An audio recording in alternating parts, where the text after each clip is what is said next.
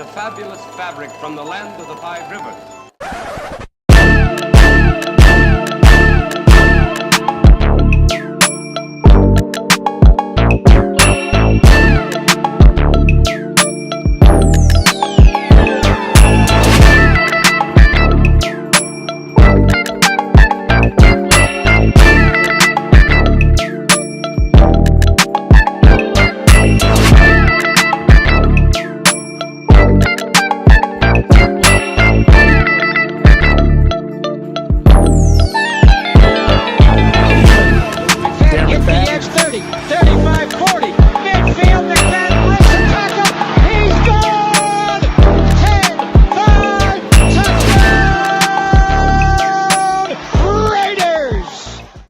Years ago, when we came to Los Angeles, I really believed that the greatness of the Raiders would be in its future.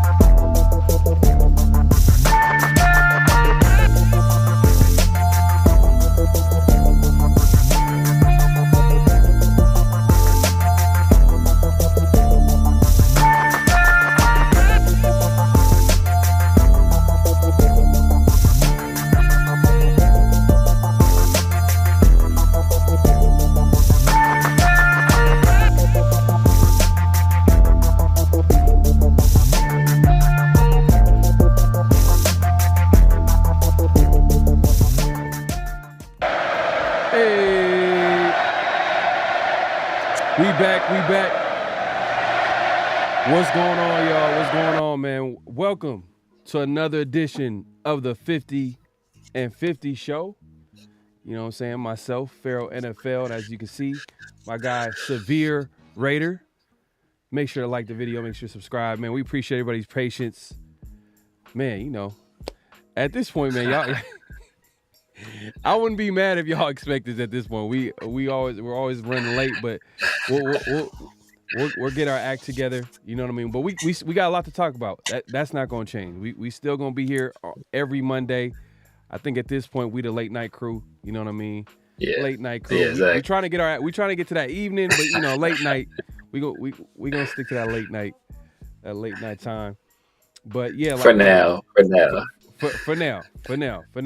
But yeah, like I said, we appreciate everybody coming through. We appreciate everybody's patience. If you haven't already, make sure to hit that like button. Subscribe if you haven't subscribed. Hit that notification bell. You know, should I give them the friendly reminder? Because sometimes people, bro, you already know what you got to do, bro. Like, what is the like button? I don't know what that.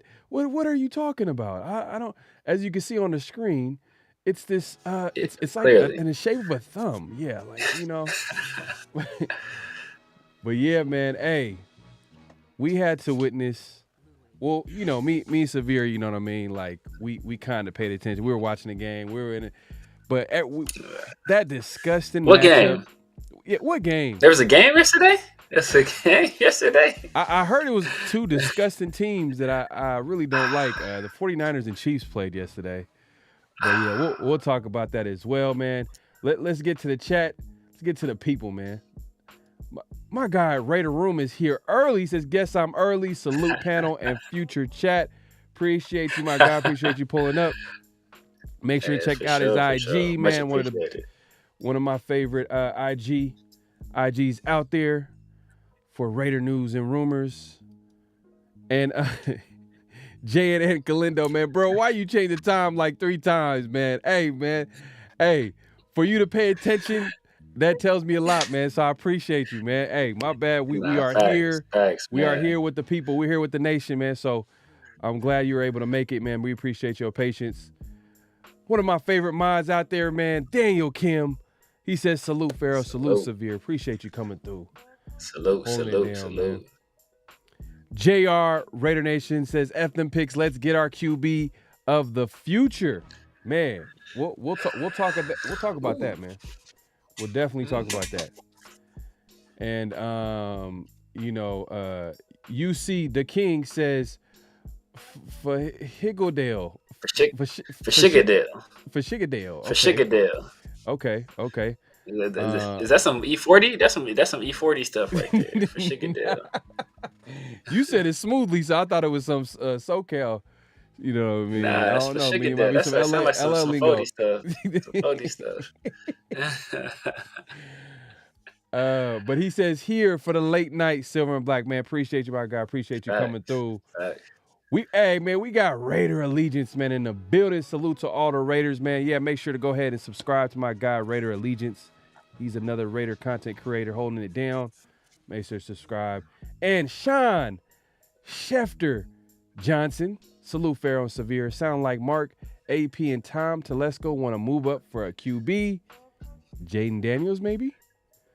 Hey, man, it's a possibility. It's a possibility for sure, but let's actually get into, man, like what happened yesterday, man. We got to talk about it. This, it's officially off season. The Raiders off season started like when the season ended, if you want to be real. Yeah. But the official NFL off season is underway after the Raiders, after the Super Bowl was completed yesterday with the Chiefs winning. You know what I mean? Man, we got to talk about it. We gotta, but it is what it is. But let's get into it. Let's see. Let me get my act together over here. The Super Bowl reaction, man. Super Bowl, 49ers and Chiefs. What were your thoughts, man, on the Chiefs winning? Did you think that they were going to win that game against the 49ers? Yeah, man. I thought they were. I think even in our pre-prediction show, well, not a prediction show, but our pre-show when we was talking about who would we rather see win, I kind of chose the Chiefs. I mean, as much as I don't like the guy, man, Patrick Mahomes is probably the best quarterback I've ever seen play the game. He's one of the best players I've ever seen play the game, and it's just you can't bet against that dude, man. You can't bet against that dude, man. And it's a team he had already beat. Well, he had already seen this team, a similar team to this team before, and he beat them before, even though he had less talent this time on his team.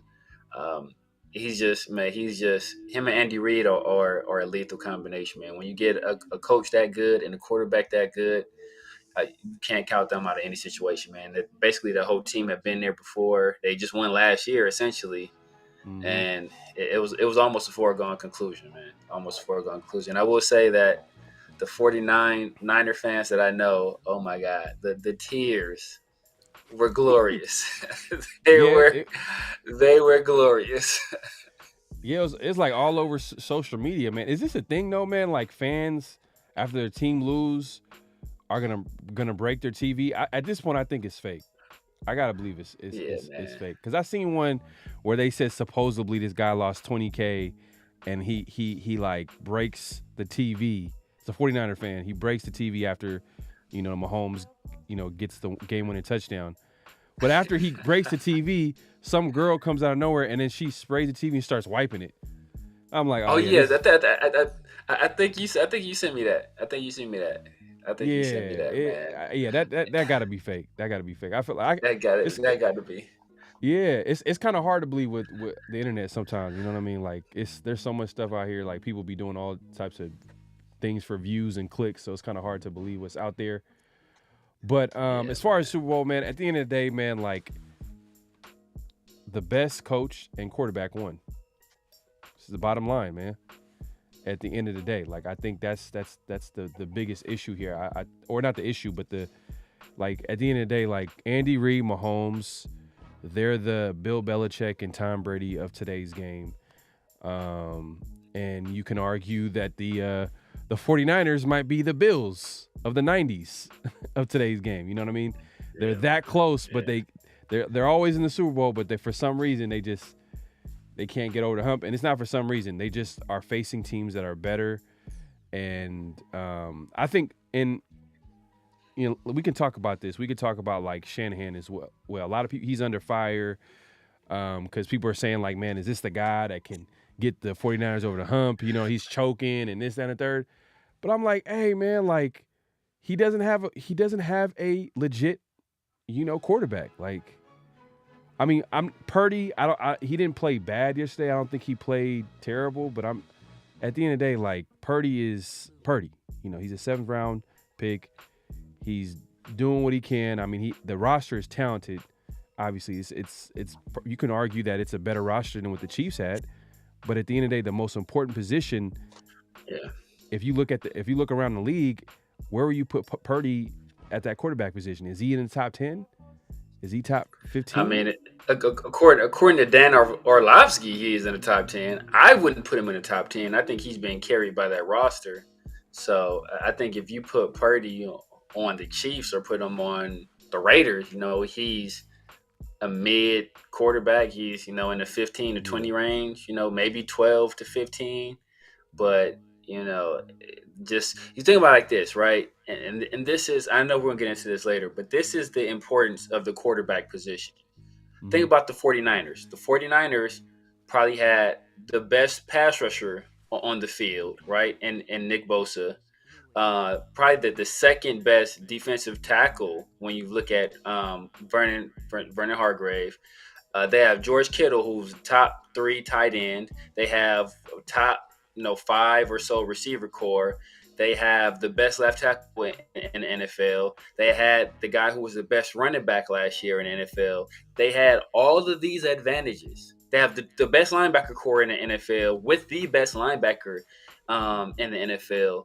Like all the advantages were on their side, and the better quarterback beat them, right? Mm-hmm. And that's why the quarterback position is so important. They didn't have a quarterback that can go toe-to-toe with Patrick Mahomes. The only guys that have beat him in the playoffs are Tom Brady and Joe Burrow. And those were guys that essentially had to outplay them. And Tom Brady had to get some help from the refs. We know he had that pass interference call, then it was D Ford being offsides on that play. So he had to get some help. But the only 2 guys that beat him in the playoffs thus far are those 2 guys. He beat Josh Allen on the road. He beat the MVP Lamar Jackson on the road. Then he went, basically to what I hear was almost like a 49ers home game.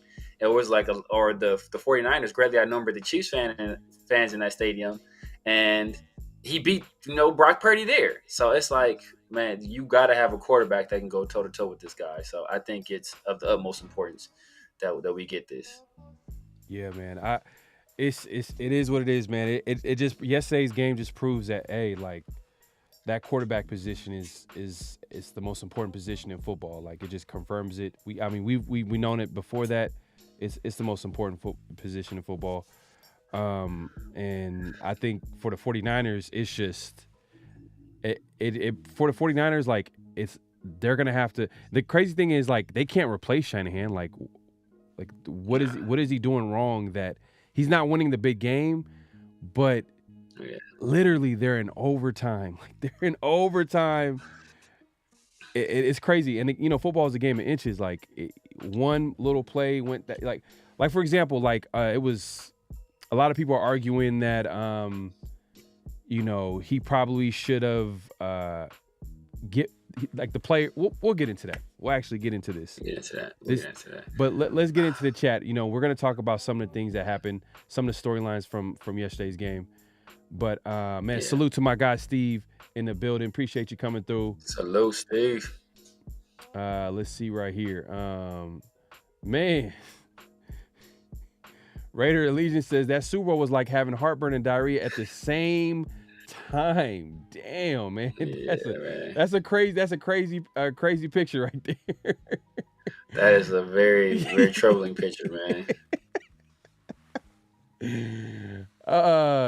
You see the king. He says, yo, I believe after hearing Andy Reid and Kermit interviews, they really respect the Raiders. Yeah, I mean, Hey, you know, they but better. if you hear Kelsey ain't got no respect for sure. Because he was Kelsey ain't got no respect for nobody. We're going to get into that too. Yeah. I mean, but like if you listen to a lot of what the Chiefs fans and Chiefs players were saying, or Chiefs brass in general was saying that basically the stomping we gave them on Christmas Day, that was kind of like their wake up call to like, yo, if we want to win, like we got to kind of hit a reset button, or we got to flip the switch, and from that point on, they pretty much were almost lights out, man. So no, they gave us a lot of credit, for that wake up call that they got. Yeah. Space Beast says he had no talent around him. I think he might be referring to. Are you referring to Mahomes? I'm assuming he's talking about Mahomes. I think we're talking about Mahomes. I mean, compared to other years, I don't think he has had the other years he had Tyreek Hill, the combination of Tyreek Hill and Kelsey, but now with the receivers they don't have, it's not a lot of experience. Now, definitely. I think this team is the different Chiefs team than we've seen in the past. Usually we've seen explosive offense. In this case, we've seen a team that's more of a ball control offense to go along with a pretty good defense. And they were able to get it done. Yeah, they were able to get it done. And in the end, when it was close, when I seen the game getting close, usually you usually want to go where the better quarterback is at, and that was Mahomes at the end of the day. So, hey, at the end of the day, I hate the Niners.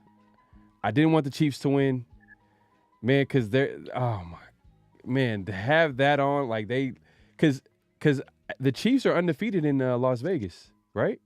They haven't, or not. Yeah, Mahomes is undefeated in Las Vegas. So. That has to change next year. Antonio Pierce, if you watching this, man, do something about it. That got to be on a bulletin board. Like, the Chiefs can't come into the Raiders' house and win a game. Like, that cannot happen. Obviously, we went on the road, which is impressive, but we gotta protect home field. We gotta make that home field an advantage for the Raiders. Right now, it's not happening because for a lot of different reasons. You might argue the Raiders haven't been winning. They're in a new market. Vegas is a destination city, so you get all these fans. It's like, man. So those ticket prices too, man. Them ticket prices crazy, man.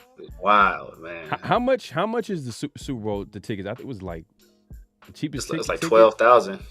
Is that like the cheapest ticket?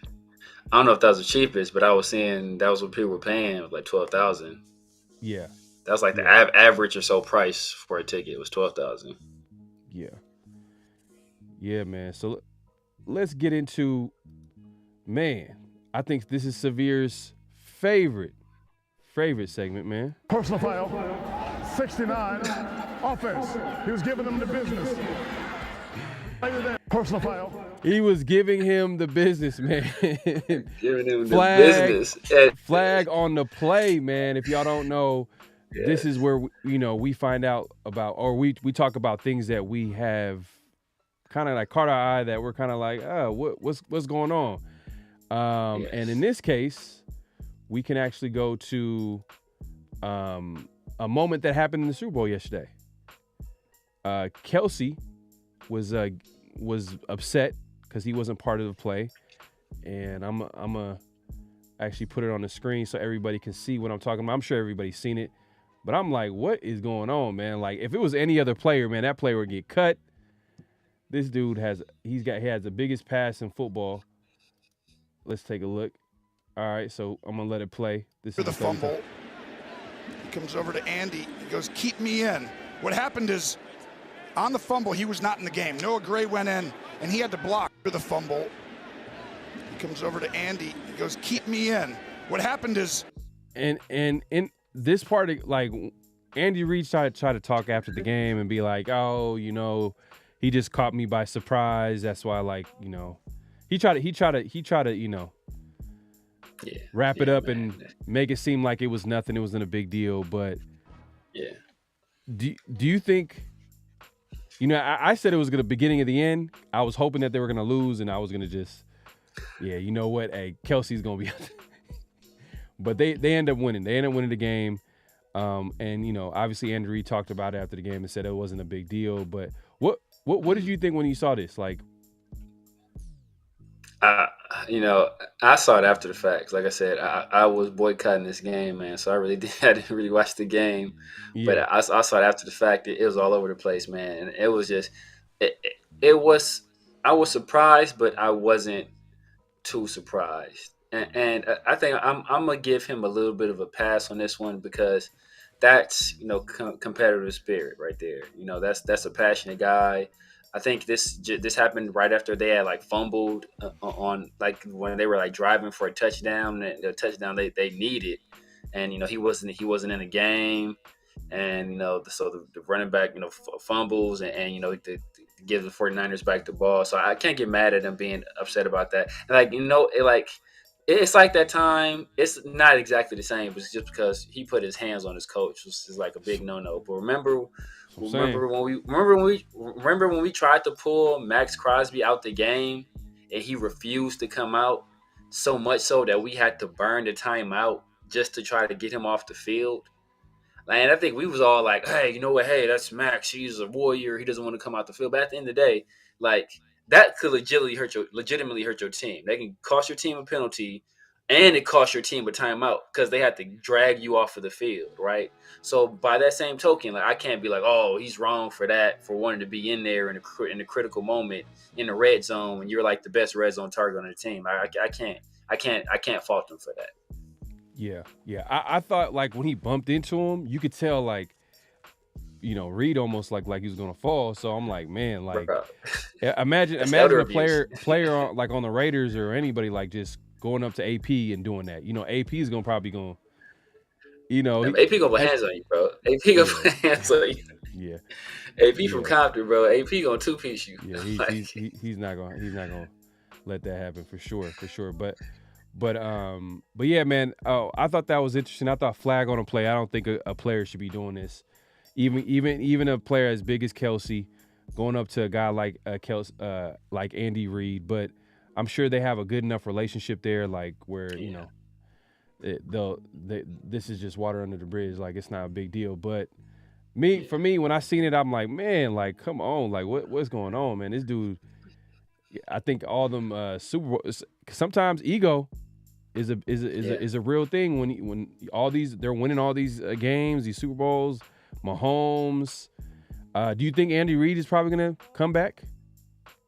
Do you think he's going to walk away? You think he's going to walk away? I think he'll come back. I think he'll come back, man. We've seen head coaches walk away at the in the past. You know what I'm saying? So it could possibly happen. Leave on top. I mean, I wouldn't. Only reason I don't think he'll walk away is because they have opportunity to three-peat, and I don't think that's ever been done in the Super Bowl era. So, you still got Patrick Mahomes coming back. I'm assuming you got Travis Kelce coming back. You're gonna have to make a decision on L'Jarius Sneed or Chris Jones. You can probably franchise one of those guys, I'm sure. So I think he'll run a running back. I already heard that Patrick Mahomes is restructuring his contract, or they're in talks about him restructuring his contract to free up some cap space for them to be aggressive in free agency. So I definitely think he's coming back, man. And it's crazy, man. Like, just watching that picture, like, you should never put your hands on your coach, bro. Like, you should never put your hands on your coach. That's what I'm saying. That's wild. Yeah. But they made it seem like it wasn't a big deal. So I guess it is what it is. But it's still a flag on a play. Still counts as flag on a play, man. My guy Nonfiction, the building man, appreciate you coming through. He says 2.5 million for a booth. So maybe 2 million to 2.5 for. So you mean like a suite? Like, God, whoo. Yeah. Man. Yeah, man. I saw that picture of, I think, Floyd Mayweather and Johnny Dang. I think they had a suite. Yeah, they was kicking it at the Super Bowl, man. That's wild. That is crazy. wild.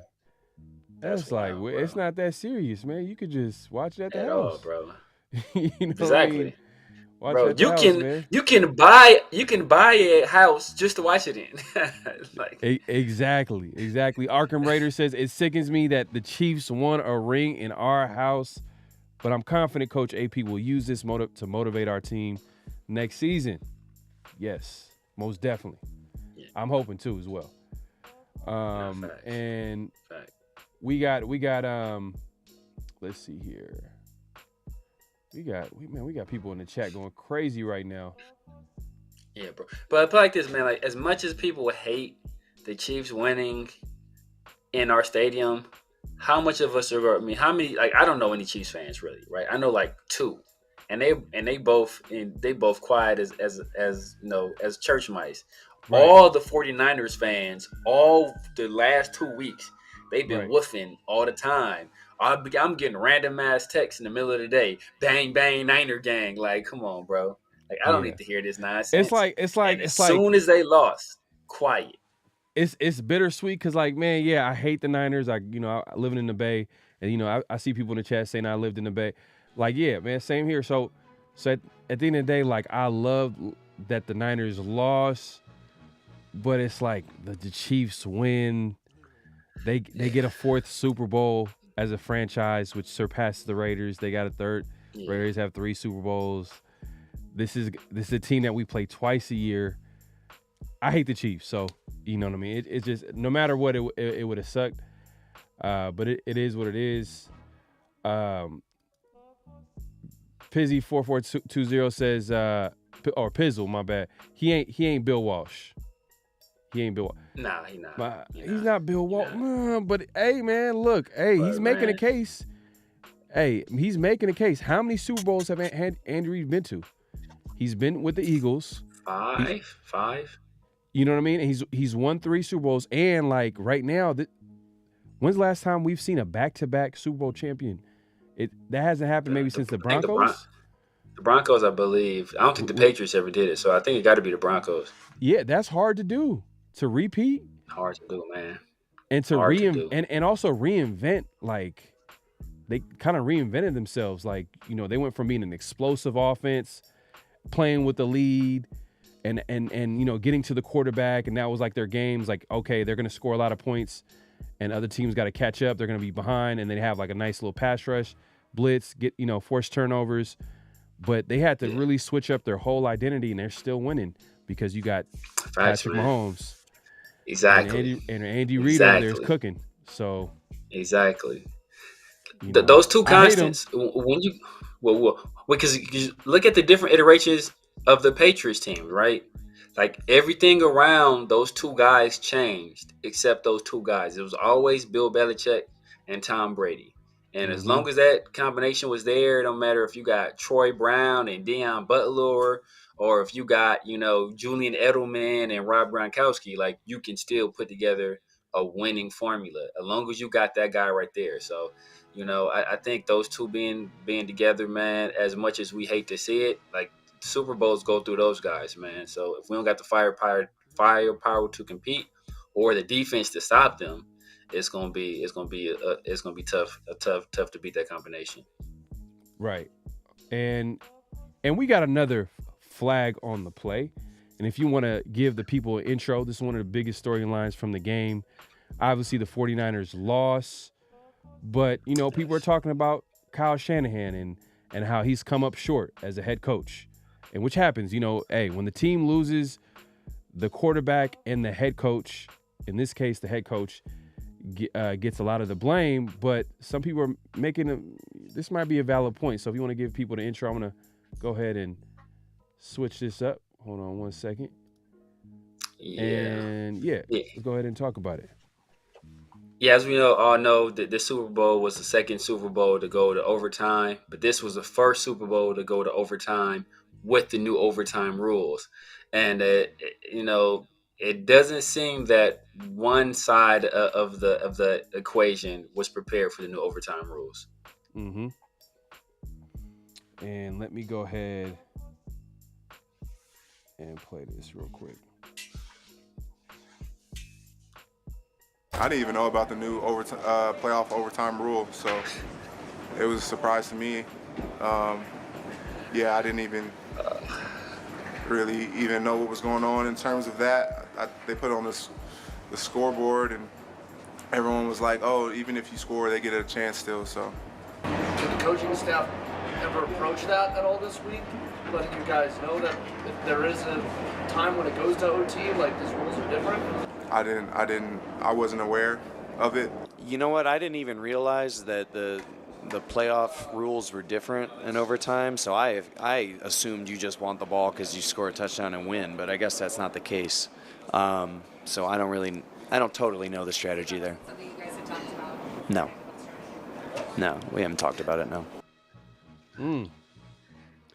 Interesting. Oh man, it's not a good look. That It's not a good look for sure, and it's kind of interesting that they're talking about it too. I don't know if I would have said it out loud too. I was like, you got to keep that in the locker room. You know what I mean? Because that's a bad look for the coaches. But I guess players are frustrated. They're trying to figure out why they've lost, especially being this close to winning a Super Bowl. But like I said earlier, man, football is a game of inches. So something like this could be the difference in the game. And it's a valid point. If you think about if man, I gotta move this up real quick. My bad.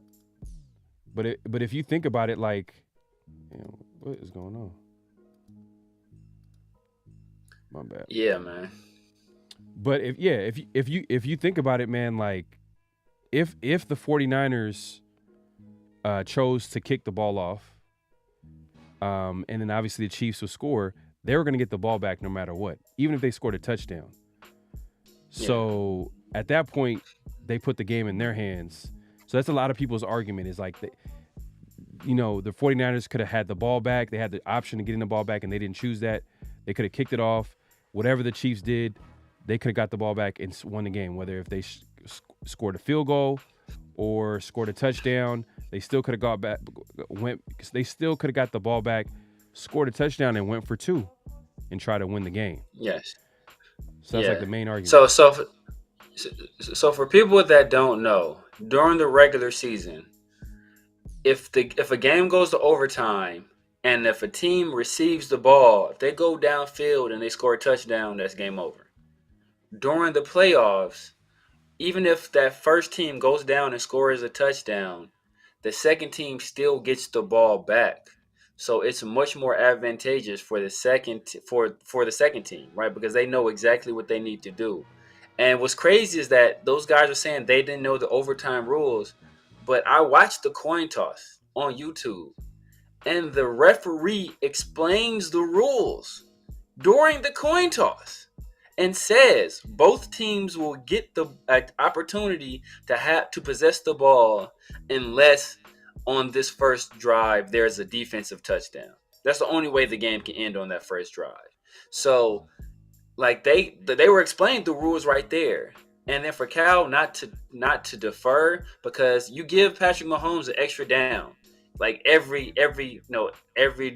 time field, because if they know they need a field goal, or if they know they need a touchdown, of course they're going to go for it on fourth down. But you yourself, you can't go for it on fourth down, because if you don't score in this drive, or if you put the ball in like good field position for the opposite team, they kick a field goal after you already possessed it, that's game over. So, and it's not like going down and scoring a touchdown first wins you the game like in the regular season. It doesn't. So it was just a horrible coaching decision from a guy that just can't seem to get out of his own way in the Super Bowl, man. It's been 3 times that a team that he's been the play caller for has had a 10-point lead in the Super Bowl.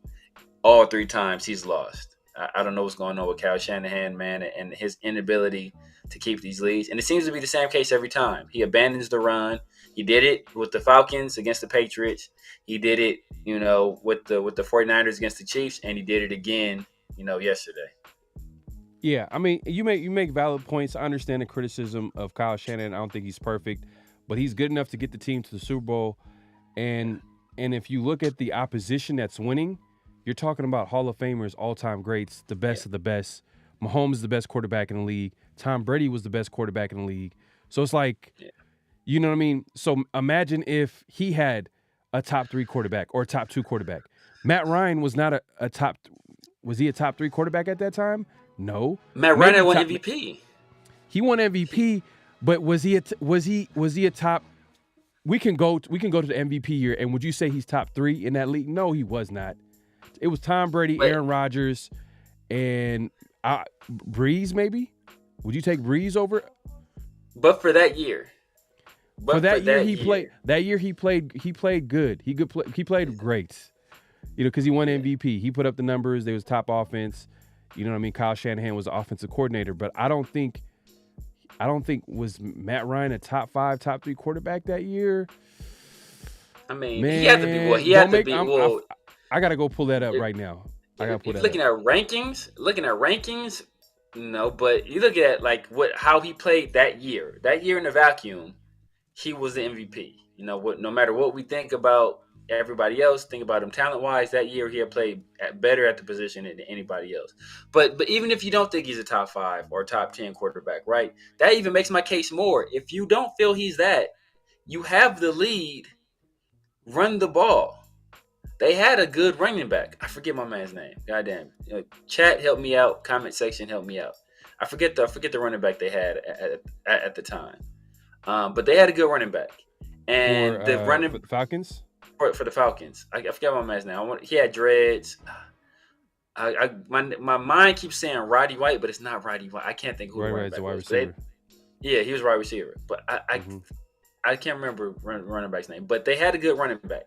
And they were being productive in the running game. And then they just abandoned it for whatever reason. And then they put themselves in a situation where at the end of the game, the only thing that could really hurt them was that if they took themselves out of field goal position. And what did they do? They try to throw the ball, they get a penalty that backs them up, and then they have to punt. Tom Brady goes down, ties the game, Super Bowl goes to overtime, and Tom Brady wins. I mean, he keeps making these mistakes in the game, man. Yeah, and I'm about to share the 2016 season because it's the year that let me see if I could move this out the way so you guys can see it on the screen. Let's see if we can go this way. Boom. Oop, oh, my bad. All right, let's do this right here. So let's look at it real quick. Oh, damn, you can't see it. You can see it. Look at the ranks. I mean, we know who the quarterbacks were. I mean, well, we know the top 2 are Drew Brees and Matt Ryan. Yeah. Then Aaron Rodgers, Phillip Rivers, Matt Stafford. All right, there you go. There you go. All right. So he did have a great year. Matt Ryan was number 2 in the league, as you can see. But let's look at the quarterbacks there in the league. Let's see. You have Drew Brees, Matt Ryan, Kirk Cousins, Aaron Rodgers, Phillip Rivers, Stafford. At the time, that year, Andrew Luck. Would you take Andrew Luck or Matt Ryan that year? Or just as a quarterback, who would you choose? That year, like if you had to choose a quarterback, Andrew Luck or because if you remember, Matt Ryan had offensive pieces around him. He had an all-time great tight end. He had Julio Jones and Roddy White. If y'all don't remember, Roddy White was a pretty good receiver. Roddy was good. Probably. Andrew Luck had some guys too, though. I mean, Andrew Luck had some guys too. He had some guys too. Nah, nothing even close. Nothing close. Nobody in the league. 2016 was Megatron still in the league, but yeah, outside of AB. At 2016, there's probably not a guy. Was AB even AB yet? But there wasn't a guy that was as physically dominating as Julio Jones. There's very few players in the history of the league with with those kind of physical tools at the wide receiver position. So he had a good wide receiver core. Right, and so look, even numbers wise, Tom Brady he's number 20, and this is as far as yards. I think this is what that's why it's ranked that way. It's like he was hurt too. So yeah, Tom Brady only played 12 games, so he didn't play the full year. Didn't He have. went 11-1 though. He went 11-1 though. 11-1, so 28 touchdowns, 2 interceptions in the 12 games that he was in. So take that for however way you want to take that. Would you say Roethlisberger? Look at our boy. Look at our boy. Roethlisberger or Look Matt at Ryan? Roethlisberger or Matt Ryan? 2016. I'm just saying if you like, let's put it this way: if you switched that's out, probably at that point it's probably Matt Ryan, but Roethlisberger didn't take care of himself, so he was already kind of older, already kind of getting kind of sloppy, so yeah. But like I'm taking Drew Brees over him. I'm taking Aaron Rodgers over here. I'm probably taking Matt Stafford over him, even though Matt Stafford's more talented. I'm probably taking look at Carson Palmer. I'm probably taking Russell Wilson over him at that time. It's a few guys I'm taking over him. I'm probably taking Cam Newton. Cam Newton was young at that time, so maybe not. But look at Derek Carr. That was the year everybody was saying like Derek Carr was that guy. He's still 14th in the league, bro. Yeah. But look. My point is Matt Ryan is a pretty good quarterback. I'm not trying to say that he wasn't a good quarterback. I'm just saying that at the end of the day, like Kyle Shanahan is going against all-time greats at quarterback, and he has the guys that come in like what 6th, 7th, 8th, 9th, 10th. Are they top 10 quarterback? Matt Ryan was probably his best quarterback that he's ever had, and he was an offensive coordinator at that time. Dan Quinn was the head coach. Then you got Jimmy G. We've seen what Jimmy G is. At this point, you know what I mean? He's injury, like he was an injury-prone quarterback. He just wasn't good enough. But you make a good point. At the end of the day, he's played with leads, or he's coached with a 10-point lead. And when you don't have as much talent as the next team, you almost got to have not talent, because the 49ers are talented, but like in a situation where you're going against arguably the best coach in football and quarterback, you almost got to play a perfect game. So it's like, man, it's like on one end, he's like, yeah, he's making a mistake by not preparing his players as well as he could, but they lost in overtime in the Super Bowl, which we don't see overtimes in the Super Bowl like ever happen. And he's been in 2 of them. He's been in two of them. He's been in 2 of them. He's been in the only 2 ever, and he lost both of them. Yeah, but it is a flag on the play when the players come out and say like we didn't know, and then you got players from the Patriots. I could actually not the Patriots. I'm sorry. The Chiefs. From the Chiefs talking about how like they were prepared well before the Super Bowl. Prepared if it was ever a close game, or if they ever play an overtime game, prepared to play in the playoffs. And I can play that clip as well. For 2 weeks, we talked about the new overtime rule and how we was going to get a ball to the opponent. If they scored, we was going for 2 at the end of the game. We kind of rehearsed it, and You know what? I didn't even realize that the playoff rules were different in overtime. So I assumed you just want the ball because you score a touchdown and win. But I guess that's not the case. So I don't totally know the strategy there. For 2 weeks. So at the end of the day, it's a flag on the play, man. Man, it's a flag. Because what makes it so bad is that like it's not like these are some young guys. These are Arik Armstead and Kyle Juszczyk. These are like 2 of your team leaders. These like Kyle Juszczyk, the best fullback in the league, right? He's like a legit weapon at fullback, and he's a team leader. He's all that. All that. Same with Arik Armstead. Been in the league for a long time out of Oregon. Was his first round draft pick. Before DeForest Buckner left him, DeForest Buckner was they're talking about that them yoga pants, bro. Man. Hey, man. I'm dying. You're man. Hilarious. I'm dead, man. But yeah, that's a flag, man. Yes, exactly. They've been in the what makes it so bad is that the ref explained the rule during the coin toss. Like, how do you not know? At that point, he explained it, and it's like, yo, like you gotta. That's wild, man. That's wild, man. And what this reminds me of, just real quick before we move on. Remember that time? I want to say Lane Kiffin was the coach, and then our long snapper got hurt, and we didn't have a backup long snapper. It's like, bro, like, how do you not prepare for this? And it's like Kyle Shanahan, you've been in an overtime Super Bowl before.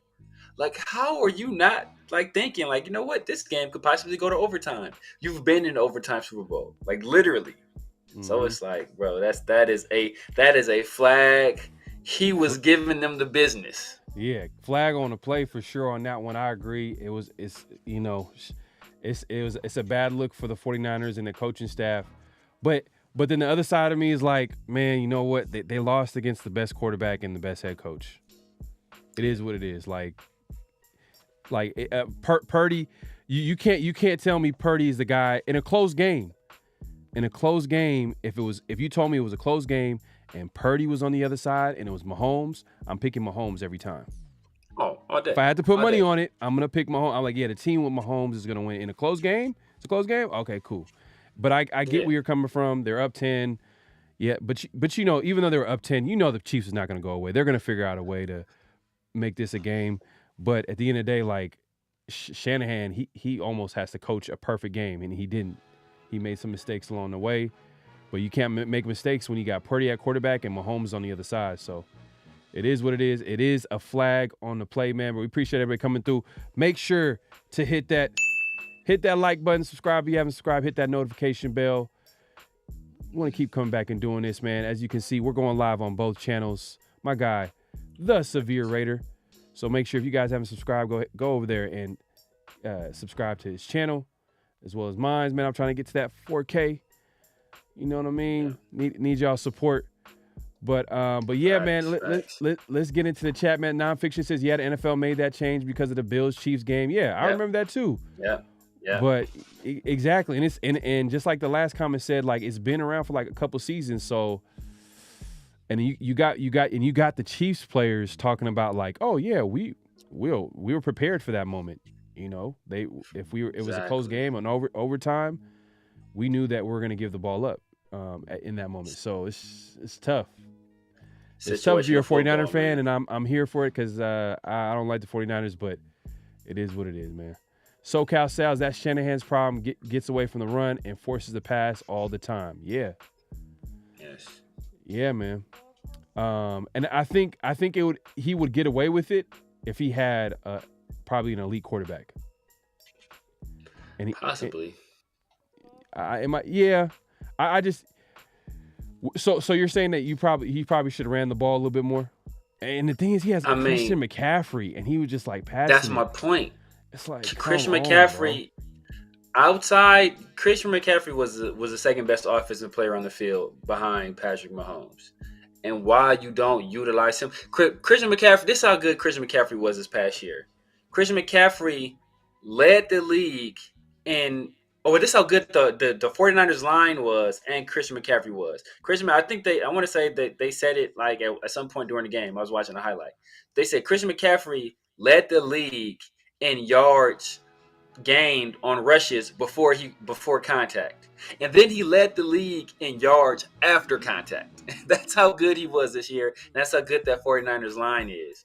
And they did not utilize him at all. Like, I'm going to say George Kittle had like 4 yards for the game. Like, and it was on that one first down play on the little out route he ran. So it's like, yo, like, why are you not utilizing? Like, he's legitimately top 3 tight end in the league. Why are you not utilizing him more? Why are you not utilizing Christian McCaffrey, who's your best offensive weapon, who was the MVP of your team? Like, I don't get it. D-Moke says, I'm telling you, they throwing the coach under the bus. Hey, man. Bro, that's where he belongs right now. Is it the beginning? Is it beginning of the end for Kyle Shanahan? You know what I mean? Because when that Super Bowl window, when a team has a Super Bowl window, that's a real thing. You know what I mean? If they are the Niners ever going to be back, you know, who knows? I think they still have a talented roster. I think they got one more in them, but you never know, man. It's a year-to-year league. Injuries could happen. You know, we'll see. But hey, man, that could be the players being frustrated, and yeah, it's kind of weird. You know what I mean? For them to come out and say that, man. Like, I'm not gonna lie, like that was kind of weird for them to say, like, oh yeah, we weren't prepared. Like, they pretty much exactly. like the reporters were saying, so the coaches didn't prepare you, but they didn't want to say it, but they kind of said it without saying it. Like, we just didn't know. We didn't know. And that's the responsibility of the coach and the coaching staff. It's a situation where the 49ers have this next year. If they don't get it done this next year, their window is probably closed. George Kittle's getting older. I think Ayuk is about to come up. He's about to want to get paid. And then since Brock Purdy wasn't a first-round pick, there's no fifth-year option. So after the 4 years, he's going to want to get paid too. So the little $1 million that you're paying him right now. And the 49ers, I think after this year, I want to say they're like $4 or $5 million over the cap right now. So they have to salute to my guy, Protect the Shield. So they have to shed some salary or restructure some guys right now. So, and Brock Purdy's only making $1 million. So when he starts making that $35-40 million that he's going to command if he has another year like he just had this past year, like they're going to have to shed. And is Brock Purdy good enough? And would he be good enough at that point to be able to make up for everything you have to give up for the salary that you're going to have to pay him? That's the decision they're going to have to make. And I don't think he is. So it's like, yeah, man. No, I get it, man. Because eventually players are going to want to get paid.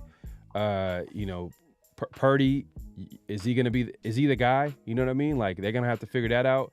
Because after a while, like, they're going to figure out like what's his ceiling going to look like? They're kind of he's on a rookie deal. He's a 7th-round pick. Last year he was a rookie, so we'll figure it out. I mean, he didn't play bad yesterday. I don't think he played terrible, but it was just like terrible. He didn't play terrible. It's just that at the end of the day, like, he's going against Mahomes. Like, it's just it's not. You got at the end of the day, like, let's keep it real. Like, we know who the best quarterback in the game is, and it's for the Chiefs. And I'm kind of tired talking about the Chiefs and the 49ers. I'm not gonna lie. Like, this is the longest I've ever talked about the Chiefs and the 49ers on a live. Yeah, that's crazy, man. This is a Raiders channel. I'm just want to remind y'all, if it's your first time joining this channel, this is actually a Raiders channel. We don't talk about any other team except for the Raiders. But since the big game was yesterday, we're gonna touch on it. We're football fans as well, so we're gonna talk about the game. But a lot happened leading up to the game. A lot of interviews, a lot of Raider players talking, coaches, and including Pierce. I feel like Pierce had like a media week. Like, he was going everywhere. ESPN. He was going. Obviously it's the Super Bowl. Super Bowl week. It's in Vegas, so every Raider player and coach was out there trying to talk to everybody, including Antonio Pierce. And I think he had an interesting interview with my guy, not my guy, but Keyshawn Johnson. He has a YouTube channel, and he had a podcast and interview with him. And he asked him about Jack Jones and how that happened and how they were able to acquire him and how successful that was for the Raiders. And it was interesting how Antonio Pierce kind of broke down how that unfolded. And at first, we all kind of, everybody assumed that, AP had a little bit of say in it because he knew him and yada, yada, yada. But the way AP talked about it, and I'm not going to, I'm going to let AP say it. Success that he's had thus far with the Raiders. I'm going to tell you, it goes back to even last year. As soon as I walked in the building, they said, hey, who did you coach at ASU that you think can play in the league? I said, Jack Jones. Man, he got this, he got that. Well, I wasn't in a position to have any say. Obviously, I have enough clout in the room to make that decision. He got drafted by the Patriots. But as soon as he hit that wire, and I saw it come across, I ran right upstairs to our interim head GM, Champ Kelly. I said, Champ, he can help us. Oh, AP, I don't know, man. He got a lot of baggage. I said, I know. Trust me. I know. I've been here for all of it. Then I went to Mark Davis. I don't know, AP. Right now, you want to do that? So I let it kind of ride for about a couple hours. Went downstairs, did some more homework, watched some more film, researched a little bit more, went back upstairs. And at this time, it wasn't about asking. I'm pounding on the table. I said, you know what? I believe in him so much. If we have this up, get rid of both of us at the end of the season. Because I know what I'm getting with Jack Jones. First and foremost, Jack is not a bad kid. Excuse me. A young man. He's a father. He graduated from ASU. He's made decisions that we all made at certain times in our life that we wish we can go back. True. He has never hurt anybody. He's done nothing so criminal where he's put himself in a position to be jailed. Now, he had, a bad decision he made at the airport. That got cleared up. We moved on, did our homework there. But when you put him in a culture and an environment where he can be taught, led, groomed, hugged, loved, disciplined, and you can keep recycling that cycle with him, you want to get the best out of him. And what you saw those last, whatever it was, 6 or 7 weeks that he's with us, was just that. Because on the field, he's a problem. And that's in a good way. Ask the teams that he was picking off when he was reading those plays. The anticipation skills and his ability to read and the love for the game is unmatched. Our swag level, as you want to say, went out the roofs when we put him in our secondary. Everybody in that back end was trying to make plays, studying film a little differently, watching Jack Jones, how he operated in practice, because he did what he did in games in practice. But like any of us, Key, you want somebody that believes in you. Yeah. And Jack knows I believe in him. He believes in me, and you want an opportunity. Now, Jack knows this might be your last opportunity, but we can't screw this one up. And he did a hell of a job for us at the end of the season. So yeah, go ahead and check out that. It's a full interview. AP had a lot to say about certain things with the Raiders, but I thought it was interesting what he said. And Severe, if you can just take over real quick on what AP said. Yeah, first off, man, I just want to say I see a message from Daniel Kim, man. I just want to say prayers to your son, brother. He said his son broke his arm at a Super Bowl party. He had to have emergency surgery, man. So I'm sure me, Pharaoh, on behalf of everybody in the chat, we're all sending positive vibes your way, man. Hope that surgery went well, man. Hope he makes a speedy recovery. So a few things about what AP said, man. What is a few things that I took note of. First thing is that I think a lot of people, when they were making the argument that we should bring Champ Kelly back, essentially his two best acquisitions that he made, as an interim GM were Janarius Robinson, who was arrested for DUI subsequently, and Jack Jones. And I think, at the time we all speculated that Antonio Pierce was pretty much the driving force behind the Jack Jones acquisition. Me and Pharaoh talked about it. I'm sure other people talked about it as well. So in the whole, Champ Kelly should be GM thing, I think, he kind of loses some points because he initially said no. And that's another thing. And this is the thing about Antonio Pierce. This is like, you can tell like Antonio Pierce hasn't been in the league for a long time. He's still rough around the edges. He's not like polished as a head coach yet. Because like you don't want to throw anybody in the organization under the bus like that, right? Like he named names. He was like, yo, I went to Champ Kelly. Champ Kelly was like, hell no, we don't want this dude, And then, Mark Davis said, I don't know about him. Like, that's not stuff like a polished head coach would say, right? That's, AP is real, but sometimes he's too real. Like a polished head coach was like, you know what? There are people in the organization, they had some questions about it, and they initially, I was rebuffed, when I told them this is the guy I wanted.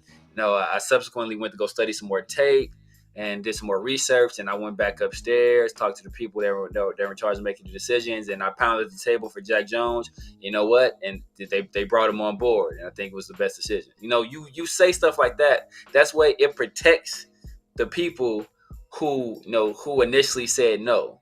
Because now, if I'm Jack Jones, like every time Champ Kelly passed by, I'm looking like yo sucker, like you didn't want me here, fool. Like I should have slapped you right now. But it's like, so that's why, like, as a head coach, there's a political aspect to it. Like, and so but that was just funny to me.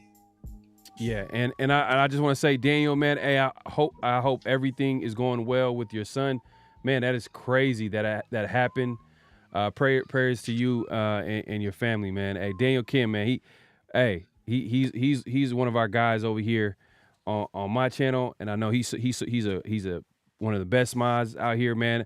Hopefully everything's going well with your son, man. Hey, he has surgery, man. It sucks when anytime you have surgery, but hopefully everything went well. But yeah, man, Daniel Kim, man, and you're watching this too, man. My God, man, I'm gonna have to give you. Man, that's the Raider in you right there.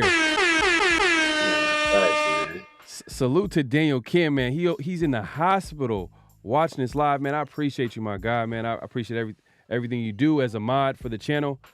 But as far as the, as far as the what was said by AP, I thought it was real interesting, man. The dude, he's proven himself, man, right now. Like, he bet on himself. As you heard him say, he said, "Hey, you can cut me and Jack Jones after the season if it doesn't work out."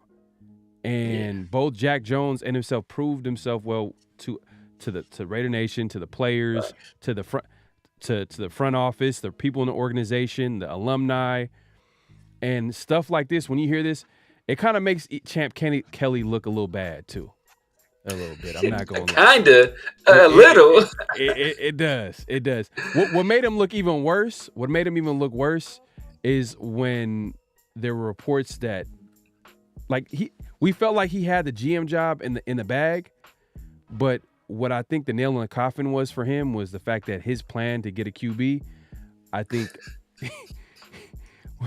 there were reports saying that he wanted to roll with AOC at quarterback. Oh, bro. You know what I mean?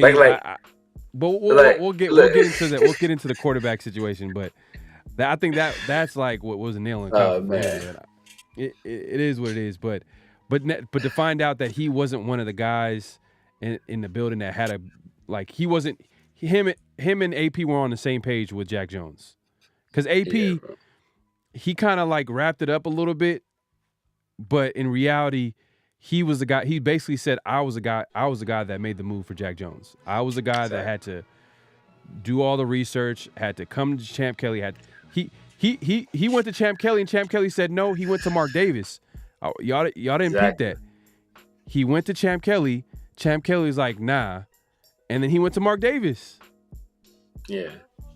And then he convinced Mark Davis. And then, Champ, he's on an interim basis, so he's probably gonna be like, all right, whatever, let's do it. We can go ahead and do it. But yeah, man, AP, man, I'm rooting for AP. I'm definitely rooting for AP. Man. I'm definitely rooting for AP. AJ Simpson says, let AP cook. Yeah, facts, he cooked Champ Kelly. That's what he cooked. It's well done on that one. Yeah, Daniel Kim. He says, I love that AP keeps himself accountable, though. Yeah. I just don't want it to get to his head. I just hope, I hope he just keeps this going, like the accountability, the hunger to learn.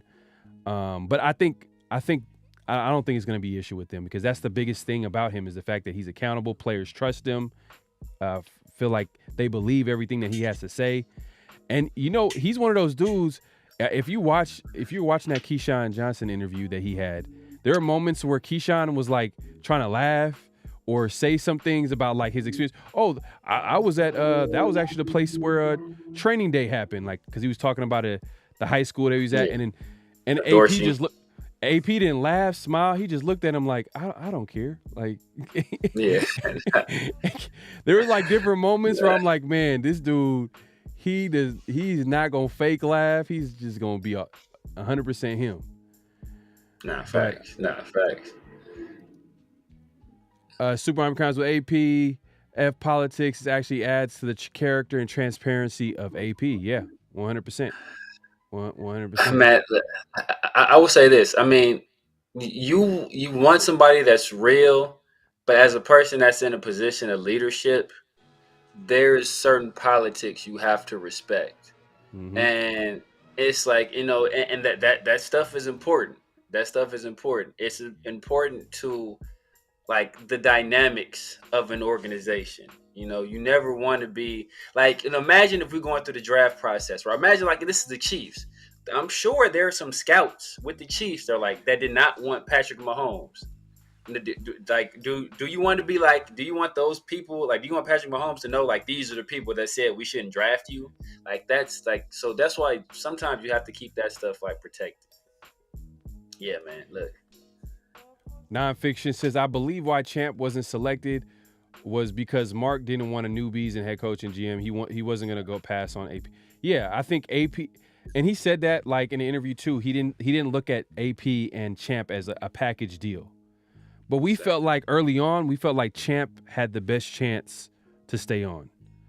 And we thought like the head coach, like, AP had to do a lot for him to get in. But AP kind of took the lead and Champ kind of lost it almost, like, in my opinion. I felt like and I don't think he lost it because of Jack Jones. I think he lost it maybe during the interview process.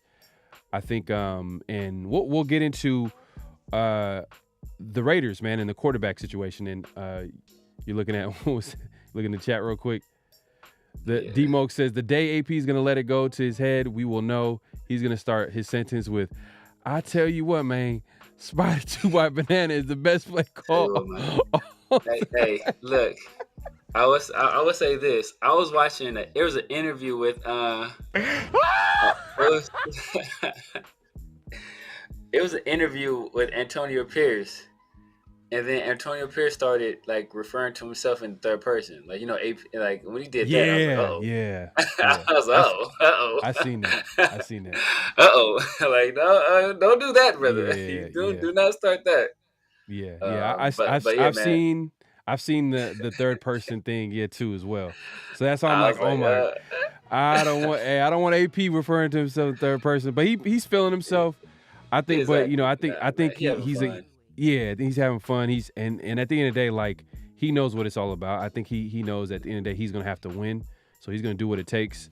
But let's actually get into and that was actually notable quotables. My bad, y'all. Gotta be on it. You know what I mean? Gotta be on it real quick. Hold on 1 second.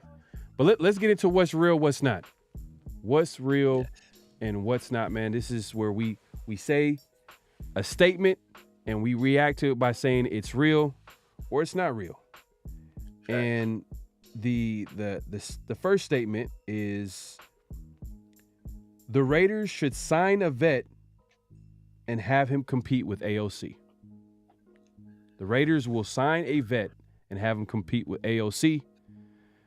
Do you think that's real or that's not? And when I say that, I'm gonna add that, like, they don't draft a QB early in the draft. Like, everybody's assuming that that's gonna happen because they're gonna sign a vet, maybe a Kirk Cousins, maybe a Russell Wilson when he becomes a free agent, and then have him compete with AOC. I think if they sign Kirk Cousins, it's not gonna be no competition because he's gonna want to get paid. Why would you pay that much money for him to even like have a chance to lose his job?